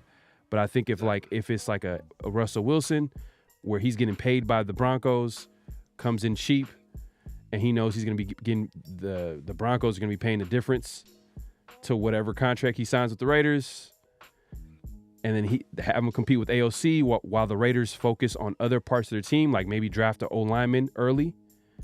Because with all these quarterbacks, people are not talking about this, but with all these quarterbacks projected to go within the top 10, that means there's going to be some top players at other positions that are going to be available, like O-line, like tackle specifically, at corner, high value positions where the Raiders could use a player at those positions. So do you think that's real? Do you think Raiders will sign a vet and have him compete with AOC? Man, I'm going to say that's not, man. I'm going to say that's not real. I think right now, there's never been a time, or will there ever be a time, outside of maybe him, unless he wins a Super Bowl, where AP has more power in this organization. Right now, he is the guy that, Raider Nation loves, the players love him, fan base loves him, the alumni loves him. He has a lot of power right now. He has a lot of sway of what happens. And he wants Jaden Daniels. I think that, and if they and we already kind of speculated that the reason that Champ Kelly didn't get the job is because Champ Kelly's in the interview was like, "Look, let me tell you about this Aiden O'Connell kid," and Mark Davis was like, "It was like what? Like, let me call up." He's like, yeah, sure, Champ. He's on the phone with Tom Telesco. Like, okay, yeah, sure, Champ. So, what was your plan, Telesco? You gonna do okay? So I think that, the fact that Champ Kelly didn't have a legit plan to get up and potentially get one of those top quarterbacks, I think that was kind of a death knell for Champ. And the fact that Tom Telesco probably came with a plan to do that, I think that's real. We already heard that AP was interviewing these offensive coordinators, that he was interviewing them with Jaden Daniels being the quarterback in mind. So I think that if he's 100% sold on this kid, like he's 100% sold on Jack Jones, where he's willing to put his coaching career on the line for it, then how could you not go up and make that move? And that's a make or break move too. Because if it does not work out, then we are in for a world of hurt for years to come, like Carolina. So they have to be sure about it. But, AP is a man of conviction. And if he's sure that Jaden Daniels is the quarterback of our future, I think we should make that move. Yeah, I agree. This is the 50-50 show, so we like talking about either. We try to show both sides of the coin. But on this one, I gotta agree with you, man. I think that at the end of the day, like the Raiders, think about it. It all starts with that quarterback position. We just seen the Super Bowl. Mahomes winning another ring. We're in a division with the Chiefs. We got to go through the Chiefs to get to the Super Bowl. It's going to happen. There's going to be a moment in time when the Raiders are going to put together a roster and they make it to playoffs. They're going to have to go through the Chiefs, man. And it's going to happen, or they're going to have to win that division. And we got to play the Chiefs twice a year. In order to beat the Chiefs, we're going to have to have some type of talent at that quarterback position. I think they're going to have to be aggressive. We just talked about, Mark Davis, and we'll get into it right now. Well, actually, I'm going to play a clip right now. And it's pretty much, let's see here. Ian Rappaport and some guys at NFL Network talk about the quarterback position, how the Raiders are going to be aggressive this offseason. Let's start here right in Las Vegas, where their new head coach, Antonio Pierce, wants to be aggressive in going and getting a franchise quarterback. And owner Mark Davis grilled general manager candidates during that search about how potentially you could move up from number 13 to get one. I spoke to Davis at Super Bowl opening night. He told me, quote, the quarterback is probably the most important player on the field, so you've got to ask the GM, what is their vision? It's an important question. No secret, Pierce has a relationship with LSU's Jaden Daniels, whom he recruited back to Arizona State. When you also look at the options on the roster, guys, Aiden O'Connell certainly is one. He showed poise on the field. They've got Jimmy Garoppolo. Decision there seems unlikely he'd be the starter. Worth noting, really hard to trade up. It could cost you a lot. Their new GM, Tom Telesco, only did it one time in 11 years with the Chargers in round one. Well, no doubt about it. So you heard it there, right there. They talked to Mark Davis. He talks about the importance of the quarterback position. He emphasized that during the interview process when he interviewed the GMs. So obviously, you know what I mean. You could see why Telesco might have gotten the job, because he felt that experience and his plan, probably getting a quarterback, was the best out of all the candidates. And on top of that, man, like the Raiders, man, had the worst quarterback room, probably one of the worst quarterback rooms in the NFL last year. They need to upgrade that spot. And I put out a poll too as well. And I asked Raider Nation, let me adjust this real quick. I asked Raider Nation how they should attack the draft. Attack that quarterback position. Should they draft a QB in the first round? Should they sign a vet and have them compete with AOC, or all of the above? And 61% said draft a QB. 9% says sign a vet and compete with OC, and then 30% says all of the above. And guess what? You see my picture right here? You know where I'm going to roll with. I'm going with all of the above. We got to improve that quarterback room. Sign a veteran cheap. When I say sign a vet, I'm not saying it got to be the biggest contract, free agent contract for a QB. Yeah. Sign a vet. We're still going to have AOCs under contract on a rookie deal, 4th round pick last year, and get a quarterback in the first round. Yeah. Simple. Man. Our night and day from how our quarterback room could look like from the previous season to next season if we do this. We follow through on this. You know what I mean? In my opinion. And it doesn't have to be Russell Wilson. I put Russell Wilson up here, but it can be any veteran QB cheap, because you got to like solidify team free agency, but pretty much is solidifying positions before the draft. So it kind of gives them flexibility to do what they want during the draft, like whether to move up, down the draft. They don't have to force picks. Teams try their best to like, fill their rosters a little bit with free agency, so then when it comes draft time, they can target the positions they want. But quarterback has to be one of the positions they can sign. They have to sign a vet QB, in my opinion, because look, Brian Hoyer, he's not coming back.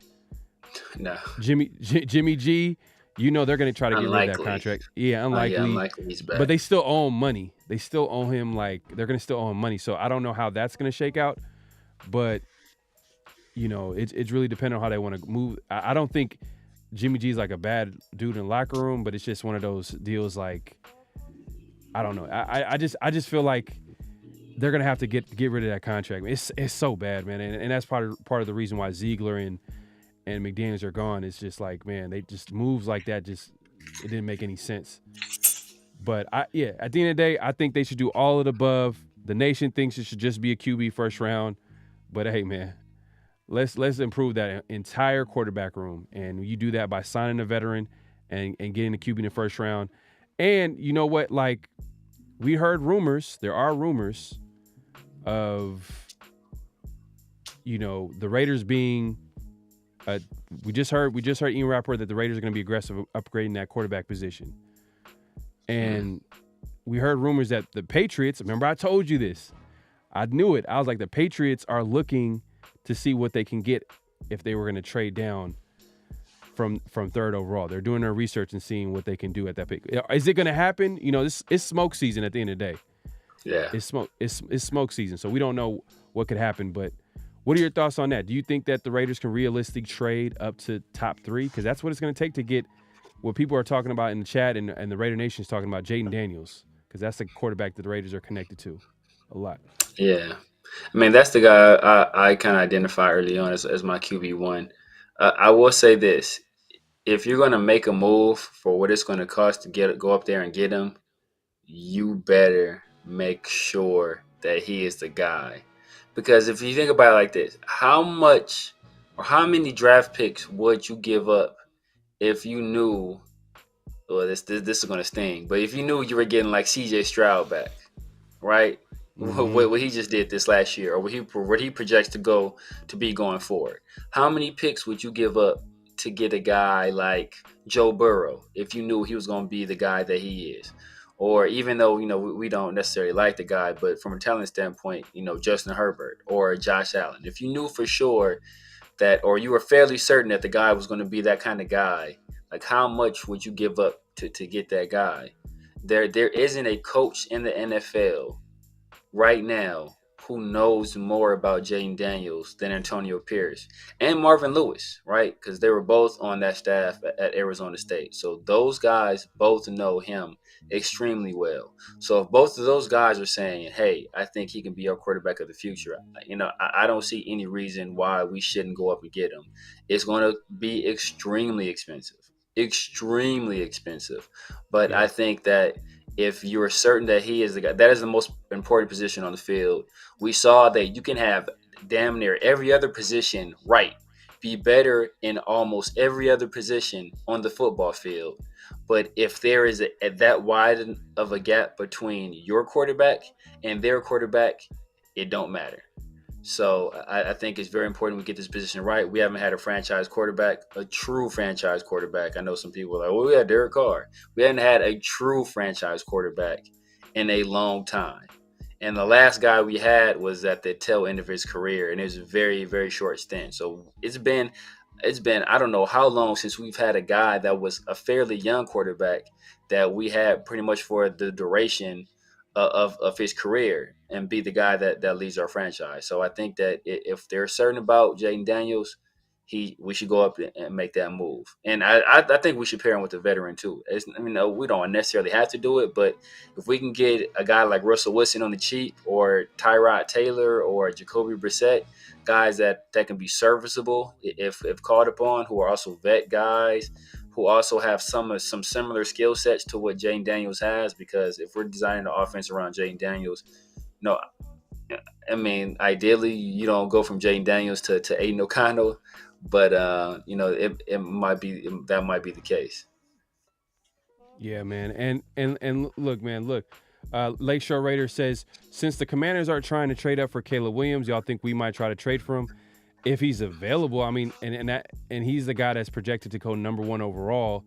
And you know, the Bears got to be willing to trade down. See, and the thing, and Severe touched on this as well. Like, there's so many teams ahead of us that have a need at quarterback, and this is the quarterback draft. So it's gonna be tough to get to number 1. From 13 to number 1, we're gonna have to give them a historic trade. It's gonna be a crazy amount because the demand is there. There's too many teams in front of us, so that's gonna raise the value up. And it's from 13 to number 1. Like, let's be honest, like that in itself is gonna if the Raiders owned the number 1 pick and a team was trying to trade up we would want like how many first round picks to go all the way down to 13? Because you just went from picking arguably the best player in the draft to a top 15 player, a top 13 player. I don't know about that. So I don't think Caleb Williams, I don't think we're going to have a chance to get him. And to be honest with you, I don't think the Raiders really have a chance. Man, it's right now smoke season because it's kind of hard to say. We've like I said, I talked about earlier, there are reports about maybe the Patriots can exploring some trade down possibilities. That could be the Raiders' chance, but it's still going to be tough, man. Still going to be tough to even get to the top 3. Realistically, if a quarterback drops to maybe 6, 7, around that range, maybe they trade up. But when the owner gives the GM the green light to go get the quarterback, to go do it, I mean, hey, we'll see what happens during draft time, man. Anything could happen. Anything can happen. Nah, facts. D-Moke says, remember, we still have Hoyer for another year. No, we have Hoyer for another year. Did he sign a 2-year deal? We can get out that contract. Deal, man. He's gone. He's gone. But McDaniels, he is gone. McDaniels, man, what were they thinking signing a quarterback that wanted to retire and Brian Hoyer, career backup? God, man. I don't know, man. I don't know, man. That was no sense. Their personnel decisions were. Daniel Kim got something for you. He says, what's your insight that the top QBs don't know enough to the middle of the field, and don't allow deeper plays to develop? Just my question from some videos I watched. So I think that is one of the main criticisms of Jayden Daniels, that he doesn't throw enough to the middle of the field, or that his accuracy isn't as good to the middle of the field as it is, or to intermediate, parts of the field as it is to on the deeper routes. I don't think he was asked to do much of that. When he was asked to do it, he did it quite well. Caleb Williams is a guy that really didn't work the middle of the field that well, but that oftentimes that's one of the struggles of like shorter quarterbacks, that they generally don't have great vision to the middle of the field. So if you look at even Russell Wilson through a lot of his career, Kyler Murray, like Bryce Young is struggling with that. Like it's hard to find those passing lanes to the middle of the field. So a lot of times those guys, and they just, sometimes they just can't see those routes developing, and they don't have enough anticipation to those parts of the field. So I think that's something that, shorter quarterbacks struggle with. People forget Caleb Williams he's a shorter quarterback. He's like 6 feet tall. So, and Drake May is just young. Drake May is like, he's just a young guy. So that may be something that, as he gets older and develops more, he'll start to trust, what he's seeing more, and trust, gets to trust his eyes more and let it go. Because anytime you're throwing to the middle of the field, that's the most dangerous area of the field to throw to, because the ball gets tipped up, that's an interception. Or, sometimes if your vision isn't great, that's one of the issues that JJ McCarthy has. He doesn't have great vision as a quarterback, doesn't have great instincts. So he's, he makes bad decisions, or he doesn't see guys that are, just, in coverage, and he misses them. And you still do that over the middle of the field. Those are interceptions waiting to happen. We see what Spillane was able to do a lot of time, right? A lot of times, he's just sitting there in zone, right? But the ball is coming right to him because guys don't have great vision to that part of the field. So, I think that's just, that's something that with proper coaching, I think those guys can can all elevate. But I think Jaden Daniels, you look at what he was able to do in the SEC against that competition. Number 7 strength of schedule in the nation, and the numbers he put up were just bananas. So I think you put him in the right offense, and he's a guy that I think is going to take the league by storm. Right. And let's move on to the second statement here for what's real, what's not. The Raiders should be concerned about their coaching staff. Is this real or it's not real? Man, I think that's real. Man. I mean, I'm a UCLA fan, so I'm sure we all saw the news about Deshaun Foster, essentially leaving the Raiders to go back. He was with us for like a week, leaving the Raiders to go back to UCLA. I was looking at something the other day, and if you look at the Washington Commanders, right? The Washington Commanders were the last team in the NFL to hire a head coach, and they've pretty much already filled out almost their entire coaching staff. And the Raiders still have several holes on their coaching staff. I don't think we have. I mean, Edgar Bennett is staying on, but I don't believe we have a tight ends coach. I don't know who our offensive line coach is going to be. I don't know who our running backs coach is going to be. Are we going to call back Kenny Palomado? Like, hey, you know what? Hey, big head, you up? You go ahead and one of those calls, so it's like it's still several spots on this coaching. I know some of those spots could be filled by guys we end up retaining, but a lot of those coaches already left for other jobs. So that is definitely a concern, man. And the longer we wait, the smaller that pool of qualified candidates gets. Yeah, man, I'm kind of concerned because we're noticing a lot of teams are literally, and I think this is real. This is real. We should be concerned because, and I'll go to actually. I'm gonna go. I'll pull that up in a second. But the Raiders coaching staff, man, like of what we know, who's actually on the team. I mean, obviously they're gonna probably bring some guys from last year, but this is a guy they kind of like. They wanted on the coaching staff, and I was kind of excited for it too as well because I was hearing a lot of good things. I know Severe, you're high on him. You're a big UCLA fan, so I know you're excited. He's probably gonna be the head coach over there. But it's another coach that the Raiders lost, because if you want to include Cliff Kingsbury, because Cliff was the OC for the Raiders until he wasn't, until he was like, you know what, I changed my mind for whatever years you guys not getting my third year. Matty Johnson had a conversation with him, whatever. He's with the Commanders now. So Lou Getsy was the backup option, and then after that, now fast forward, we got Deshaun Foster, who's a guy that Antonio Pierce brought onto the staff, and he didn't even last. What has it been, a week? Look at that. Look at Adam Schefter says Deshaun lasted 1 week as the Raiders running backs coach before landing the job in life. And I'm not knocking him. At the end of the day, that's a big opportunity from being a running backs coach to becoming the head coach of a college program like UCLA. That's a big step up for him. So I'm not mad at him for doing that. But for the Raiders, you got to be a little bit, because who's our online coach going to be? We don't know who our online coach is going to be. That's a big hire that hasn't happened yet.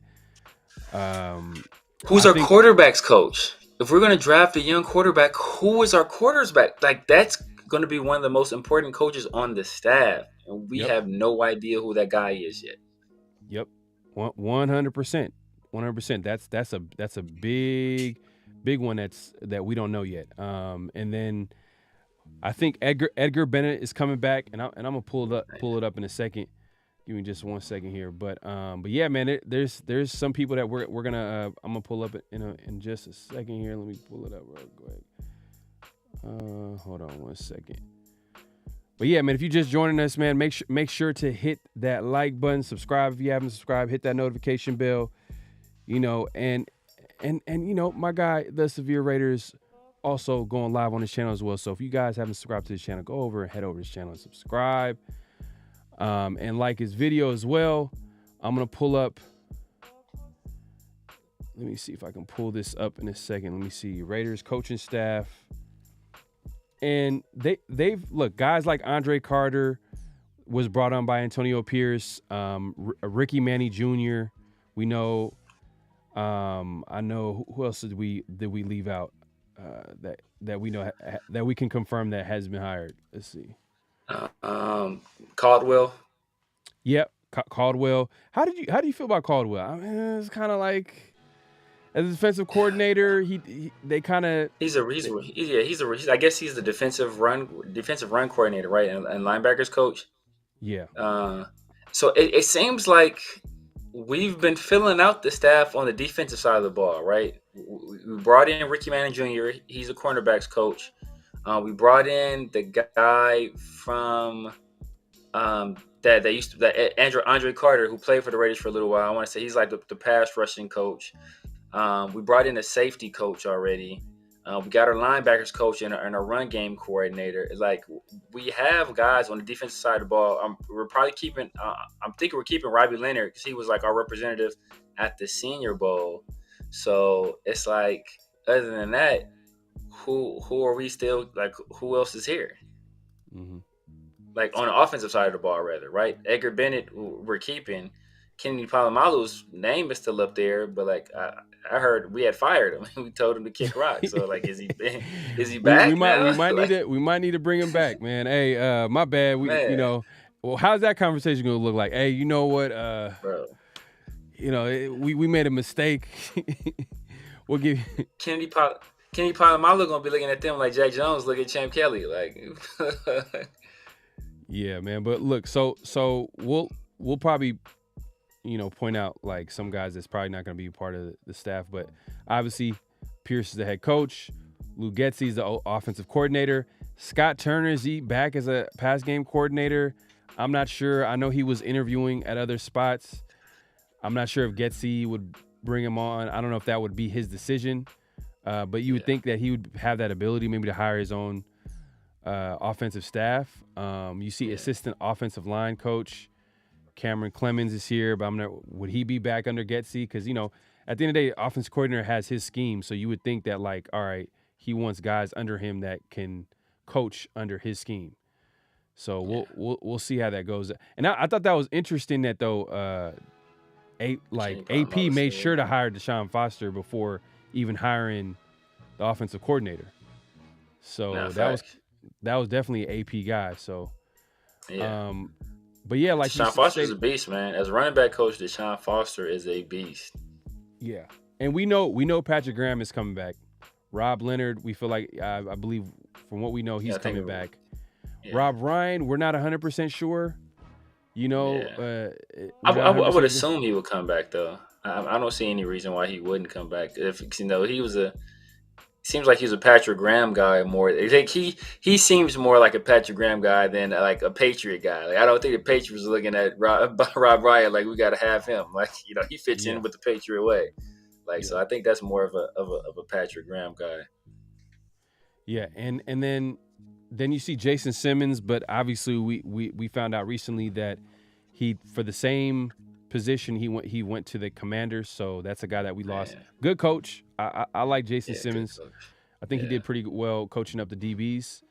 But he goes to the Commanders for the same position. So that might be a case of maybe AP maybe wanting his own guy back there for whatever reason. I mean, we got Ricky Manning Jr. Ricky Manning Jr., I think he spent some time with the Jets. And we know how the Jets are as a secondary, so I think that may be either a lateral move, that might be a bit of an upgrade, from going from Jason Simmons to Ricky Manning Jr. I got a great question for you, Severe. Is Matt Feeney coming back as a defensive quality control coach? Bro, like I've been racking my brain. Thinking about like if we lose Matt Feeney, bro, we can't lose Matt Feeney, man. Like the dude, bro, his highlight tapes, man, of the other teams, man.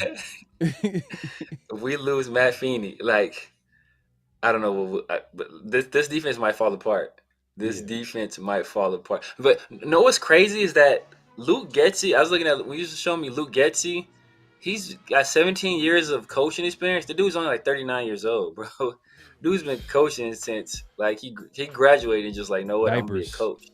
Yeah. He's only 39, so 17 years of coaching experience at 39 that's wild. Yeah. Yeah, man. So yeah, man, hey, that is a real thing. For me and Severe, we feel like it is a concern, man. A coaching staff not being filled out. What's taking this long? And maybe that's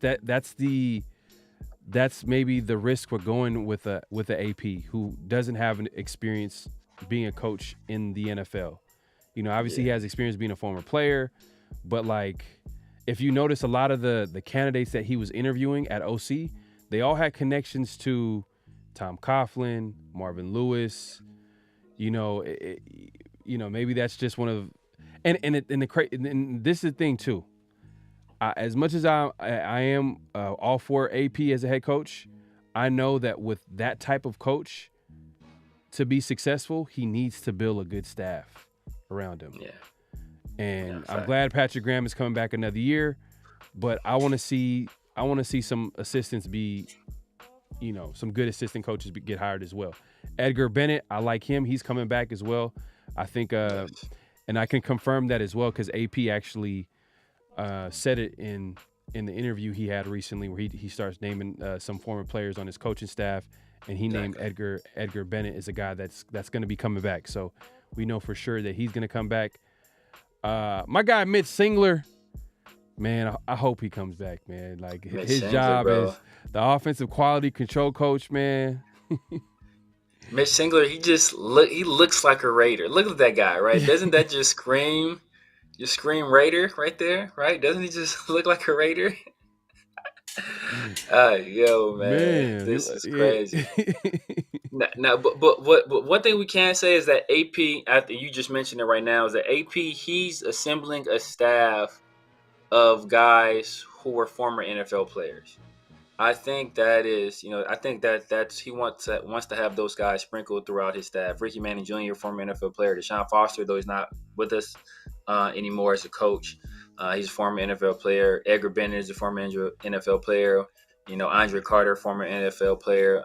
Caldwell is former NFL player. Like a lot of these guys are former NFL players. So I think he wants to build a staff with guys who were in the NFL who can have firsthand knowledge of what it's like to actually play the game, have that intimate understanding of what the players go through on a week in, week out basis, on a day in and day out basis. So I think that's important to him. I think part of his coaching style and how he sees the game is from his time as a player. So I think he values that in the members of his staff. So if we go after a running backs coach, look for it to be a guy that was a former NFL player. Mm-hmm. And AP seems like he's kind of going after a lot of former NFL players. That is to Lord what shit is. Yeah, Deshaun Foster. He was the former UCLA running back coach, and then we hired him to be our running backs coach. And then Chip Kelly took a job with Ohio State as an offensive coordinator, which opened up the head coaching job at UCLA, where Deshaun Foster was a running backs coach, assistant head coach, and also he's in the UCLA Hall of Fame as a running back. So they hired him just today as the head coach of the UCLA Bruins football team. So it was a little bit of a whirlwind for him. Yeah, and Eli W says we need to focus on building a system as opposed to trying to find a needle in a haystack franchise QB. Defense, run, limit mistakes, and you make the playoffs consistently even with an average QB. So I think his thing is probably maybe getting a vet QB in free agency and maybe having them compete with AOC and probably maybe getting a quarterback in the draft, but maybe later in the draft, not as early as what people think. That's the non-sexy way of attacking the quarterback position, which I hear you, but I don't think it's going to happen because I think Mark and everybody that in that front office there, I think they all got quarterback on the mind. Like they're gonna be attacking that. They're gonna attack that position aggressively, and it just sounds like it. I feel like it's going to happen. I feel like they're gonna try to get their guy, whether it's I think it's going to be early in the draft. It's kind of obvious, but anything could happen at the end of the day, man. If if the Raiders miss out on their guys, let's say in top 3, right? Let's say the top 3 guys go off the board. Do you wait at 13 and take the best guy available, or do you kind of get the or do you go get the 4th best quarterback? Do you trade up? Because that's what's probably going to happen. Who's that 4th best quarterback? I know you kind of said Michael Penix is your guy. I'm kind of like, I don't know, man. The injuries scare me. Who I see Michael Penix going to? I see him going in. I'm going to Seattle. I feel like Seattle. That would be. I mean, so it depends on what your plan is. Me, ideally, Michael Penix, I have him as the 2nd-rated quarterback in this draft. Now, if we were to stay, let's say if we stay at 13, right, and we pick the best offensive, pick the best right tackle, right? I heard an interview with Jermaine Illuminor where Jermaine Illuminor wants to come back to the Raiders. The Raiders want him to come back, but they've also been talking about moving him maybe to guard. I've also heard Andre James isn't going to be back, moving Parham over to center, so we need 2 guards, so maybe we fill one of those spots with Jermaine Illuminor. If we do that, that leaves a spot open at right tackle. Fuaga is one of the best offensive lineman prospect in this draft. He happens to play right tackle. J.C. Latham from Alabama is one of the better offensive lineman prospect in this draft. He happens to play right tackle. So we stay at 13. Maybe we take a right tackle. I like Kenyon Mitchell. That's my favorite corner in this draft. He may not be the highest rated corner, but that's my favorite corner in this draft. His play style, his aggressiveness, his athleticism. That's my favorite corner in the draft. If you want to get another guy opposite of Jack Jones that has that same kind of swagger, the same kind of playmaking ability, Kenyon Mitchell is a guy we can go after. And then if, let's say, we like a guy like J.J. McCarthy, right, or Michael Penix, and we see them starting to fall to the back end of the first round, maybe then we make a move to the back end of the first round.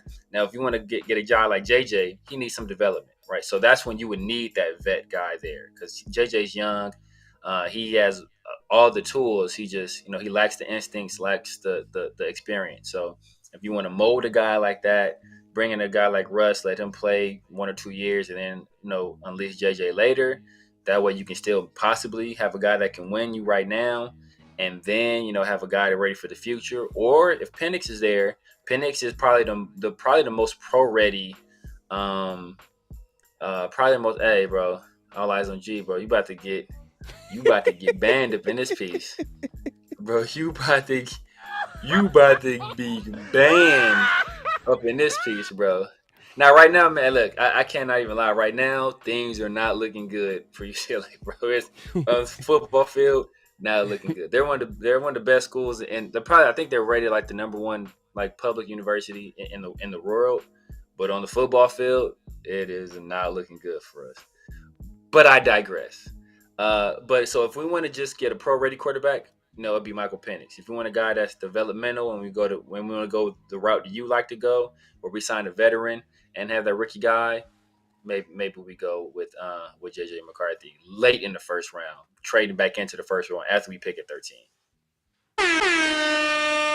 Shout out to Derek Luden with a super chat. He says, I don't know if I'm pronouncing that correctly, but he says, I think Thayer Munford is going to be the starting right tackle. It's possible, but at the end of the day, it's going to be a new offensive coaching staff, so they're going to have to evaluate that position, as well as Tom Telesco. He's a new GM. He's going to lean on Champ Kelly to probably give him some insight on the roster, but at the end of the day, I feel like Tom Telesco has done a pretty good job of building the O-line back, with our hated rivals, the Chargers, but he's done well with drafting that position group in O-line, so he's probably going to have to evaluate that position, but who knows, man? Because I think there's going to be some new players on that line for sure. Whether you could talk about center, you could talk about offensive guard, right tackle. We all know Illuminor was holding down that spot, and then Munford came in and he was starting. So there was always a little bit of fluctuation who was going to start at that position. If you guys remember, in 2022, I don't know why they were doing this, but they literally were switching off. Yeah, Mumford and Illuminor, like it was a weird type of deal that they were going with as far as. So I will say this: I was critical of that at the time, but I did my research, and like there are other teams that are doing that, like multiple teams in the league that they're doing something similar on offensive line. So I mean, it's not unheard of, but it is like, you know, you ideally you have a guy to like down that spot, but there are other teams that they were doing that as well. So at the time, I just thought it was the stupidest thing in the world, but I've seen, you know, like 4 or 5 other teams that they were doing something similar. And I think they do that when they know that their O-line is kind of, you know, it's they don't have a guy there that can hold down the fort when it's against the pass or the run, because Illuminor as a pass protector is pretty solid. As a run blocker, you know, he's probably not as good as maybe a Thayer Mumford, who's a better run blocker. Yeah. And I think what Derek Luden is alluding to, maybe, you know, Thayer Mumford made some strides as a pass protector, but we'll see, man. We'll see what Tom Telesco has to say about that. I mean, he's going to be the guy that's going to be evaluating this roster and making that upgrade at that spot. So I think O-line, man, I think that's going to be a big question mark going into the offseason too, is like how they attack that line, man. Like, do you think they're gonna attack free agency and get like a lineman? It would be smart. I think it'll be smart. It depends on what they feel about their Munford. It depends on what they want to do with Jermaine Illuminor. Remember, we got Dalton Wagner sitting on IR, was a guy we basically stashed him on IR, kind of develop him for a year. So that's a guy that they had to evaluate him, kind of make a decision on him as well. You know, do we want to? If we put him in and Colton Miller at bookend tackles, we probably have the tallest tackle tandem in the league. I think Dalton Wagner is like 6'8", Colton Miller is like 6'7". So we'd have some monsters at the tackles. So I mean, it all depends on how they evaluate that position, what they want to do with Illuminor, or what they want to do with these younger guys. If they're not fits for our current system, then we could be hitting a reset on that side of the line of scrimmage. Sean Schefter Johnson always comes through with some breaking news, and I got to confirm. You know, we don't know 100%, but Sean, I trust Sean. He says the Raiders are hiring DeAndre Pierce as an offensive quality control coach, the son of Antonio Pierce. So I haven't seen anything regarding this, but hey, I'm gonna take your word for it. I'm gonna check on this. But Sean Schefter Johnson says that the Raiders are hiring Antonio Pierce's son as the offensive quality control coach. Okay. All right. That's interesting. I didn't know he had a son that old. That's crazy. Hey, man. Hey, Sean. Hey, if I find out this is not true, man. Rajon Rondo. Rajon Johnson. That's an inside, man. That's an inside, man. But black, bro, yeah. Angry. Hey, man. Antonio Pierce is only 45 years old. I can see it. Yeah, it's possible. I mean, it's not like it's possible. We're not saying that he's hiring his son as an offensive coordinator or anything like that, or O-line coach, or some random person at a spot. Like, I think, that quality control, that's like a position where they're pretty much like doing all the dirty work to, like for the assistant coaches, pretty much like getting tape together and, putting up some tape on some teams and stuff like that. So it's possible. Black and grayed out says, do not get Russ. Man, you're not a big Russ guy. Hey, if he's for the cheap, I feel like it's a low risk, high reward move for me. I don't know. I'm looking at it from that perspective. I'm not saying sign Russ to a big contract. No. If it's a cheap contract, yes. You get a veteran player, experience, been in the playoffs, won a Super Bowl, and you add him to the room with AOC, a young quarterback, and then you're going to draft another quarterback early. That's just going to make that team better, that room better. It's just because think about like guys like Jaden Daniels. He's going to be leaning on Russell Wilson, who's like, what do you do at this spot? What do you do when you see this? Like Jaden Daniels, when you get a rookie QB, there's going to be some inexperience. There's going to be some it's going to be some mistakes. There's a reason why like some people are kind of like throwing it out there like, hey, the Raiders draft a young QB. Do you think Devontae Adams comes back? Because he's a guy that's, an aging player, but still probably he's still in his prime. I think he's still a productive player. But you would think at this point in his career, he probably want to play with a veteran QB. But we all reports, all signs say that he's going to stay with the Raiders. But I'm just saying, like, there's a reason why, like, when teams tend to go with a young QB, it's mostly a lot of people assume that, all right, it's going to be a rebuilding type of situation. They're going to have to, like, start over, build this team up. But, it is what it is, man. But look, we got people in the room, man. If you haven't hit that like button, make sure to hit that like button, subscribe if you haven't subscribed, hit that notification bell. Man, this has been a great show. It's been a great show. We appreciate everybody coming through, man. We actually went a little bit longer than we should. We always say that we try to do an hour. we always hit that hour and a half mark, but today, man, we're approaching that 2 hour mark, man. I'm not gonna lie, like, but we had a lot to talk about, man, because Super Bowl happened, and obviously, it's beginning of the off season. I mean, in less than a few weeks, or actually, no, would you say what? Probably a month away. Free agency is gonna be a month away. So we're gonna talk about all of that, the top players in the draft. Top players in the draft, and obviously free agency, which is going to be coming up in a month. I would say hopefully we can get Chris Jones, man. Guy put on a show in the Super Bowl. Like, he was getting after it. Man. Chris Jones is going to be the number one target in free agency. I'm not sure if he's going to be coming back to the Chiefs, man. He about to get paid. He about to get paid. He's about to get paid. So, I don't know, man. Would you want the Raiders to? Because the Raiders do have that ability to pay free agents because they're going to have a quarterback on a rookie deal. But would you pay all that money that Chris Jones is probably going to get in the open market? I think that's tough. I think we have, if we have a rookie quarterback, that gives us the ability to do that. That's kind of what the 49ers are doing with Nick Bosa and Hargraves, where they got two very expensive. Hargraves is making like 30.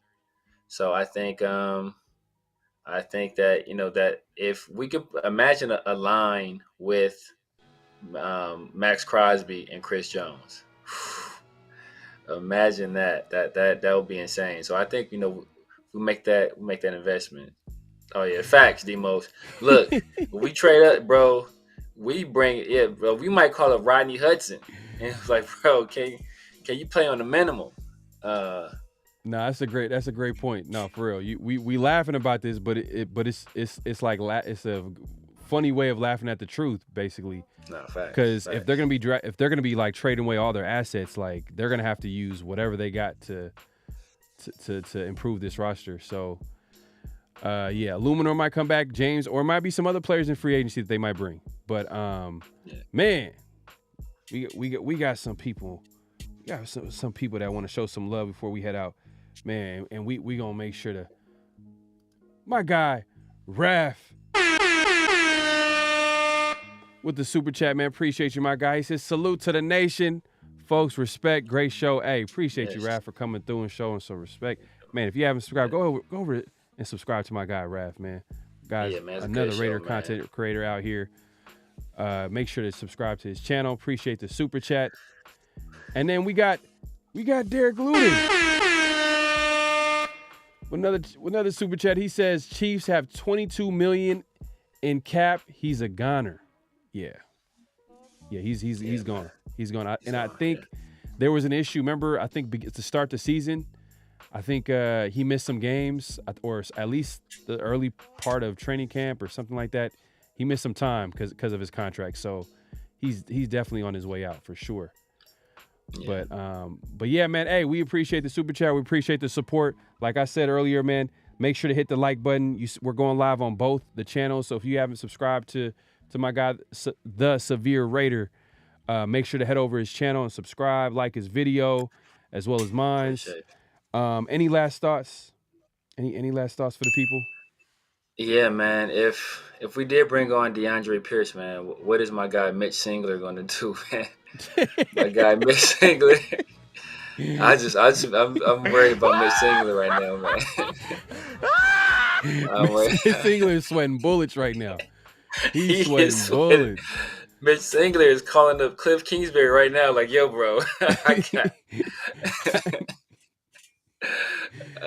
Man. But yeah, man, this is probably the worst Super Bowl in the history of Super Bowls, man. It was terrible. It was in our house, man. I hate it, but hopefully this is motivation. I think just hearing Antonio Pierce talk, he's not gonna let this go unpunished, man. So I think we about to put the league on notice next year. Yeah, facts, man. Hey, man. Hey, it's gonna be an exciting offseason. I'm excited for the offseason because it's gonna be some big changes. We got some money. We're gonna be talking about free agency and future shows, the draft. That quarterback position is going to be upgraded. I have a feeling it's going to be upgraded. We've seen the reports. We see everything aligning. Some people are kind of saying like, hey, like Raiders should just focus on other needs. But now a big need is that quarterback position. We've seen the Super Bowl, how big that position is. We got to face the Chiefs twice a year with Mahomes, and we gotta upgrade that position, man. But we appreciate everybody coming through. Like I said, hit the like button on the way out. Subscribe. Get down in the comment section. Yes, hey, and another thing too. Yes, like Severe said, we weren't able to get to everybody's, message in the chat. Well, we appreciate the support. We appreciate the message. Just go ahead and place it in the comment section. I reply to all my comments. I know my guy Severe does as well. We want to hear your thoughts. I reply to both of mine that I get every video. So both of mine. My guy Severe. My guy Severe, man, he's on fire today, man. He's on fire. But yeah, man. Hey, look, we'll reply to the comments because we want to hear from y'all, man. At the end of the day, man, we want to hear from other people's perspectives because it improves ours.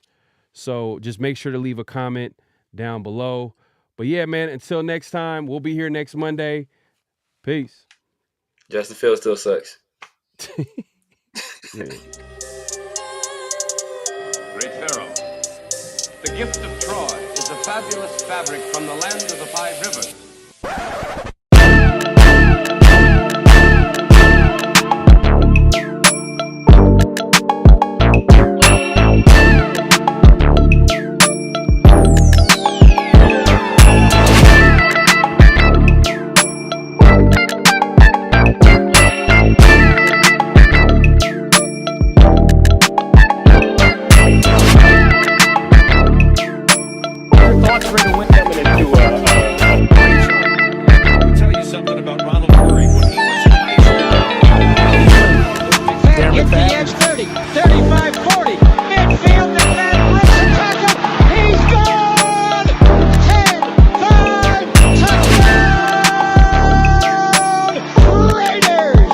Believe that the greatness of the Raiders would be in its future.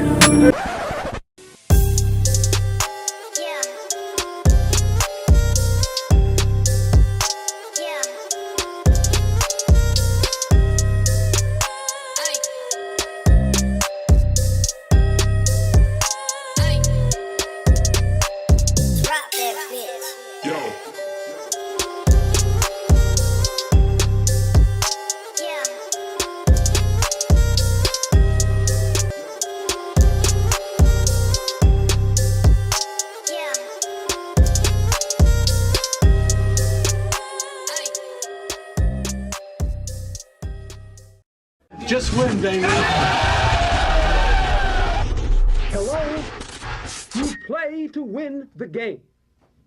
You don't play to just play it.